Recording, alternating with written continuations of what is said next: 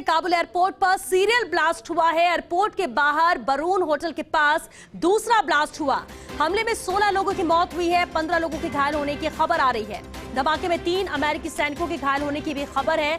अमेरिकी राष्ट्रपति को ब्लास्ट की जानकारी दी गई। ब्लास्ट के बाद अमेरिकी दूतावास ने अलर्ट जारी किया। अमेरिकी नागरिकों को एयरपोर्ट से दूर रहने की यहां पर सलाह दी गई। अमेरिकी नागरिकों को काबुल एयरपोर्ट नहीं जाने को कहा गया है। आईएसआईएस ने हमले की जिम्मेदारी ली है। अमेरिकी नागरिकों को एयरपोर्ट नहीं जाने की हिदायत दी गई है, सलाह दी गई कि वो एयरपोर्ट से दूर रहे। अमेरिकी नागरिकों को काबुल एयरपोर्ट नहीं जाने को कहा गया है। बता दें आपको, इस हमले की जिम्मेदारी आईएसआईएस ने ली है। 16 लोगों की मौत और 15 लोगों के घायल होने की खबर फिलहाल आ रही है। धमाके में 3 अमेरिकी सैनिकों के घायल होने की भी खबर है। 3 अमेरिकी सैनिक भी घायल हुए हैं। दो धमाके हुए, दूसरा धमाका भी हुआ है। काबुल एयरपोर्ट पर यह सीरियल ब्लास्ट हुआ है, जहां एयरपोर्ट के बाहर बरून होटल के पास दूसरा ब्लास्ट हुआ।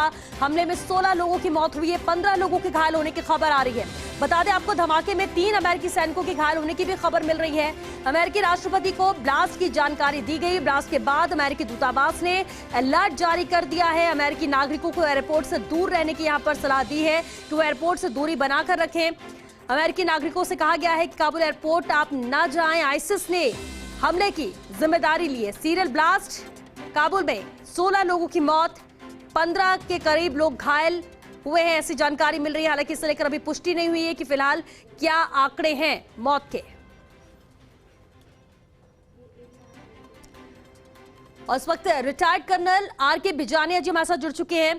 कर्नल साहब, जिस तरह से सीरियल ब्लास्ट हुआ है, क्या हालात आपको नजर आ रहे हैं?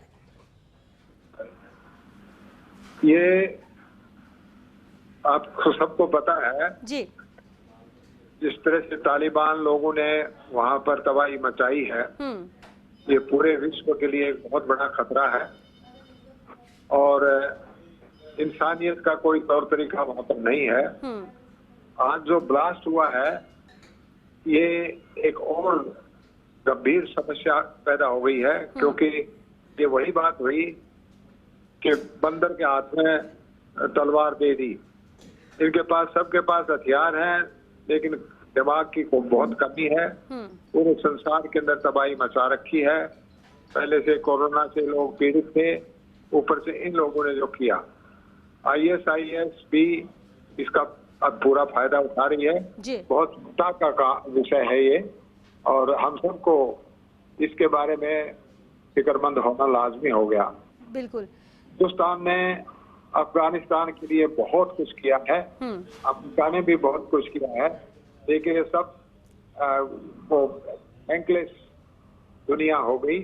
और क्या है इनके दिमाग में, क्या नहीं है, जीवन का कोई मूल्य नहीं है वहां पर। इनके बारे में क्या बात करेंगे हम? बिल्कुल ठीक कहा सर आपने। और काबुल के बाद कजाकिस्तान में भी ब्लास्ट हुआ। जैसा कि आपने कहा, एक अच्छे रिलेशन अफगानिस्तान के साथ रहे भारत के, भारत ने बहुत कुछ किया है। लेकिन सर, आपको क्या लगता है कि जिस तरह के हालात अफगानिस्तान में बने, इसके बाद ये सीरियल ब्लास्ट होना, कितनी मदद भारत कर पाएगा और भारत पर क्या असर होगा इसका? भारत के लिए भी चिंता का विषय है, क्योंकि अभी तो ये कुछ ऐसा कोई सोल्यूशन नजर भी नहीं आता है। ये थोड़ा और होगा, और उसके बाद में खैर सबक तो सबको ही सीखना है, और अकल तो इनको भी आएगी, लेकिन ये बर्बाद होने के बाद आएगी। और भारत को बस अपना चौकस रहना चाहिए। और क्या कर सकते हैं ऐसे लोगों में? बिल्कुल ठीक आप सर, कि सतर्क रहने की यहाँ पर जरूरत है। लेकिन जिस तरह से अफगानिस्तान में हालात बदले, तालिबान ने यहाँ पर कब्जा किया, और इसके बाद भी बहुत तस्वीरें हमने देखने को मिली थी, लोग वहां से निकल रहे थे। अब ये ब्लास्ट होना, आईएसआईएस का इसकी जिम्मेदारी लेना, आतंकवाद भी फल फूल रहा है फिर तो वहां पर। मैं कह रहा हूँ ना कि ये बिना दिमाग के लोग हैं, वो कुछ भी कर सकते हैं। कोई समझदार आदमी हो तो वो रीजनिंग भी करता है, कुछ समझ भी आती है। इनको पता नहीं क्या ब्रेन वॉश किया जा चुका है कि तुमको तो बस यही करना है। बहुत गलत है ये सब जगह, सब मानते हैं। ये भी नहीं है वहाँ पर कोई धर्म की बात है। वो दोनों ही मुसलमान पार्टीज हैं, आपस के अंदर भी लड़ रहे हैं। इनको क्या सोच के चले, बस यही इतना ही जानता हूँ मैं तो, कहते हैं ऑल ब्रेनलेस पीपल, और उनको कोई रीजनिंग से मतलब नहीं है। It is a very sad state of affairs. R K. Bijania ji, बहुत शुक्रिया आपका फर्स्ट इंडिया से बातचीत के लिए।